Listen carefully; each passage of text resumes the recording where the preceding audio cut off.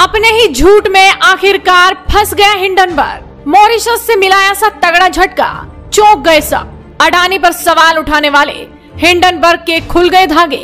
Mauritius के सांसद ने अडानी के पक्ष में दे दिया बड़ा बयान। अडानी ग्रुप के शेयरों में आज अचानक से भारी तेजी देखने को मिली है। इसकी वजह है मॉरिशस के वित्तीय सेवा मंत्री महेंद्र कुमार शेरुटट्टन का एक बयान। दरअसल पूरा मामला आपको समझ लेना चाहिए। हिंडनबर्ग ने 24 जनवरी को आरोप लगाया था कि अरबपति गौतम अडानी ने अपनी भारतीय सूचीबद्ध कंपनियों के शेयर की कीमतों में हेरफेर करने के लिए मॉरिशस स्थित शेल कंपनियों का इस्तेमाल किया है।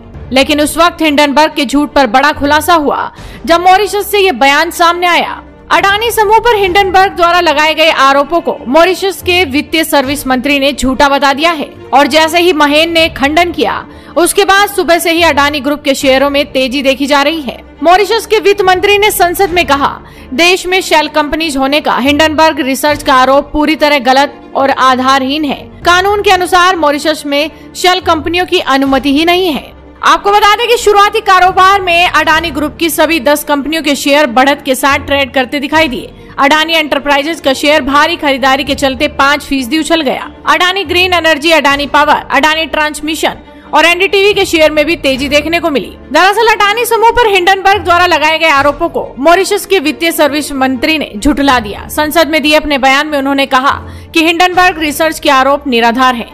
ये मॉरिशस OECD अनिवार्य कर नियमों के अनुपालन में था।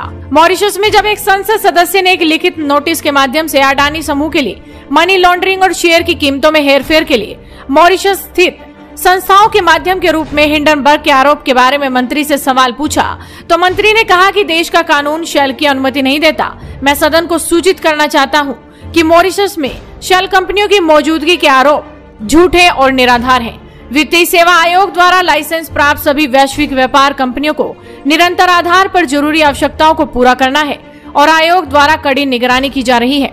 उन्होंने कहा कि अब तक कोई उल्लंघन नहीं हुआ है जो पाया गया है। वित्तीय सेवा आयोग ने हिंडनबर्ग रिपोर्ट पर ध्यान दिया है, लेकिन नियामक कानून की गोपनीयता धारा से बंधा है और विवरण का खुलासा नहीं कर सकता।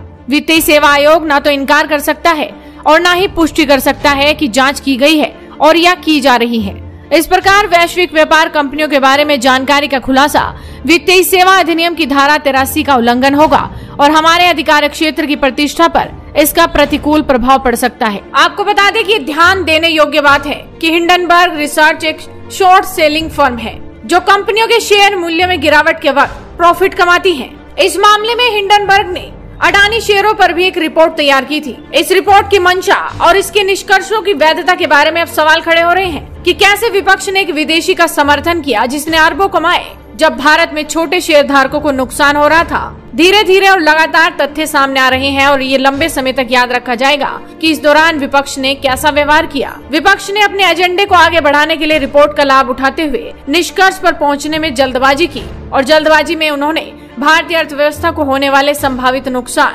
निवेशकों की भावना और इससे किसी एक को होने वाली प्रतिष्ठा की हानि को भी नजरअंदाज कर दिया। यानी कि साफ तौर पर कहा जाए तो हिंडनबर्ग के आरोपों पर मॉरिशस के सांसद के बयान ने बड़ा खुलासा कर दिया है और अब हिंडनबर्ग का काला चिट्ठा खोलने की जिम्मेदारी सेबी ने ले ली है। जांच की जा रही है।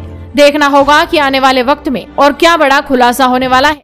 हंगामा टाइम्स की तमाम खबरों को देखने के लिए हंगामा टाइम्स को सब्सक्राइब कर लीजिए और बेल आइकन दबा लीजिए। अगर आपको ये वीडियो अच्छा लगा हो तो लाइक बटन प्रेस कर अपनी प्रतिक्रिया हमारे कमेंट बॉक्स में देना मत